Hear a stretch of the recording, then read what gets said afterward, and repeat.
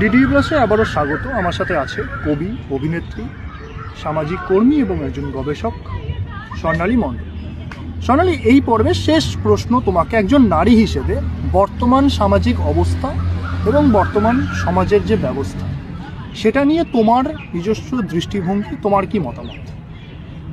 আচ্ছা, ধন্যবাদ সাংবাদিককে এবং আপনাদের সকলকে ভালোবাসা, শুভেচ্ছা জানিয়ে এই যে প্রশ্নটি করল, বর্তমান যে সামাজিক অবস্থা এবং সেখানে নারী হিসেবে বর্তমান সমাজের অবস্থা বা আমি নারী হিসেবে কিভাবে দেখছি এটা, তো এখানে একটি বিষয় বলতে হয়, যখন নারী পুরুষ এই দুটো লিঙ্গ দিয়ে বিভেদ করে দেখানো হয় এবং বর্তমান আইন অনুযায়ী আমাদের আরেকটি লিঙ্গও রয়েছে, তৃতীয় লিঙ্গের ব্যক্তি, তো সেই জায়গা থেকে মনে হয় যেন এখানেও একটা ট্যাবু কোথায় আটকে দেওয়া হচ্ছে, ট্যাগ দেওয়া হচ্ছে যে নারী বলে আলাদা করে কিন্তু সেটাকে ছোট করার বা ট্যাগ দেওয়ার, ট্যাবু দেওয়ার এখানে কিন্তু বিষয়টা নেই। তাহলে আমি পুরুষ বলেও আলাদা ট্যাগ, ট্যাবু আমি যখন দিচ্ছি সেইটাও বিষয় নেই, বা থার্ড জেন্ডার যেটা দিচ্ছি সেটা নয়। আসলে আমরা বোঝানোর জন্য, লিঙ্গ বোঝানোর জন্য আমাদের নারী, পুরুষ, তৃতীয় লিঙ্গ এগুলো বলতে হয়, কিন্তু আমরা মানসিকভাবে কি সেইটার দ্বারাই জর্জরিত, এই কনসেপ্টটার দ্বারাই? এইটা আমাদের আগে বুঝতে হবে। একজন পুরুষ যেটা পাচ্ছে একজন নারী সেটা পারে না, বায়োলজিক্যালি ভাবে কিছু অক্ষমতার দ্বারা, কিন্তু এখন দেখা যাচ্ছে একজন পুরুষ যেটি করছে একটি নারীও সমানভাবে সেটি করছে।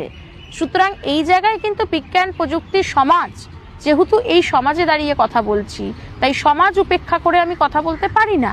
তো সেখানে কিন্তু সমাজ, বিজ্ঞান, প্রযুক্তির দ্বারা দেখিয়ে দেওয়া হচ্ছে নারী এবং পুরুষ দুজন সমান, ইকুয়াল, এবং আমাদের কোর্ট, সুপ্রিম কোর্ট সেই রকমভাবেই রায় দিচ্ছে, দেখাচ্ছে। তো এই ক্ষেত্রে কিন্তু এখন বর্তমান সময়ে দাঁড়িয়ে নারী পুরুষ এইভাবে আলাদা কিছু নয়, সমান। তবে হ্যাঁ, বায়োলজিক্যালি কিছু আমাদের পার্থক্য রয়েছে, যে কারণে দুটি বিপরীত লিঙ্গ বা তৃতীয় লিঙ্গ, এবং সেই জায়গা থেকে আমাদের কিছু কাজকর্মের কিছু কিছু সময় সীমাবদ্ধতা থাকে, বা অনেক সময় আমরা সেই সীমাবদ্ধতাটা ক্রস করে একটা জায়গায় নারী হিসেবেও নিজেকে উন্নীত করতে পারি, দেখাতে পারি। আবার একই প্রসঙ্গে আমরা কম্পেয়ার আনতে পারি যে আমরা নারী হয়ে এতটা করছি, তোমরা পুরুষ হয়ে কি করছো, তোমরা তো কিছু করতে পারছো না, বা তোমরা আমাদের সমকক্ষ নয়। আসলে নারী পুরুষ বলে কেউ কাউকে আমরা ছোট করব, বড় করব বা হাইলাইট করব, এইটা আমাদের লক্ষ্য না হয় শ্রেয়। আমরা মানুষ হিসেবে নিজেদেরকে মনে করি, মানুষ শ্রেষ্ঠ জীব। সুতরাং মানুষ হিসেবে আমরা কতটা কি করতে পারছি, কতটা এগোতে পারছি, এটাই দেখব। এবার হ্যাঁ, যেহেতু বায়োলজিক্যালি আমি একজন নারী, তাই আমাকে হয়তো এই প্রশ্নটি করা হয়েছে এবং আমিও এটির উত্তর দিচ্ছি। তবে আমি নিজেকে সেটাই মনে করি যে মানুষ, আমি একজন মানুষ এই সমাজে, এই পৃথিবীতে। সেই মানুষ হিসেবে আমার হয়তো শরীর প্রাপ্ত হয়েছে, নারী শরীর প্রাপ্ত, সেই জায়গা থেকে আমার হয়তো কিছু সীমাবদ্ধতা আছে বা কিছু আমার হয়তো সুবিধাও আছে। তো আমি চেষ্টা করব মানুষ হিসেবে আমি কতটা কাজ করতে পারছি, কিভাবে কি করতে পারছি। হ্যাঁ, অনেক স্ট্রাগেল এখনও আমাদের ওই দৃষ্টিভঙ্গির পরিবর্তন হয়নি বলে, বা দৃষ্টিভঙ্গির সংকীর্ণতার জন্য আমরা কিন্তু এখনও নারীদের আমরা শুনি, নিউজে দেখতে পাচ্ছি রাত্রির 11টার পর ফেরা, রাত্রির 12টার পর ফেরা, 10টার পর ফেরা, ইভেন গ্রামগঞ্জে 7টা 8টার পর ফেরাও তাদের জন্য অনেক বিপদ সংকুল হয়ে যাচ্ছে, এই বিষয়ে দেখতে পাচ্ছি। আবার একইভাবে যদি মনে দেখছি ছেলেদের ক্ষেত্রেও এরকম ঘটনা ঘটে যাচ্ছে, কিছু কিছু ইনসিডেন্ট, অ্যাক্সিডেন্ট ঘটে যাচ্ছে। তাহলে আমি বলতে পারি নারী হিসেবে অসুরক্ষিত, পুরুষ হিসেবে কি সুরক্ষিত? সম্পূর্ণ হয়তো পার্সেন্টেজ কম বেশি আছে, কিন্তু আসল সুরক্ষিত আমরা কেউই নই।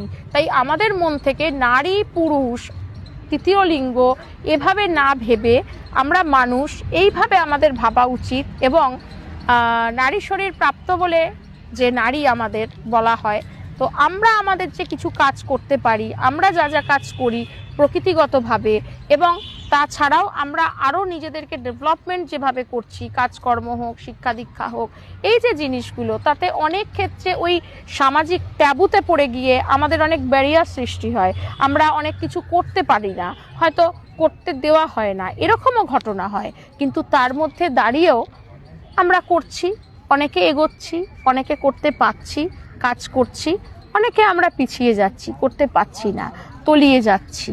তো এটাই আমার বলার ছিল। এবং এই বিষয়গুলো অত্যন্ত সেন্সিটিভ বিষয়, আমার মনে হয় এগুলো নিয়ে আমাদের সকলের ভাবা উচিত এবং সেইভাবে কাজকর্ম করা উচিত। আমি তো নিজেও নারী, আমিও অনেক ক্ষেত্রে অনেক সময় দেখা গেছে সমস্যার মুখোমুখি হয়েছি, অনেক প্রশ্নের মুখোমুখি হয়েছি, অনেক কিছু হয়েছি, কিন্তু এটাই আমার মনে হয়েছে আমি মানুষ, নারী শরীর প্রাপ্ত, কিন্তু আমি মানুষ।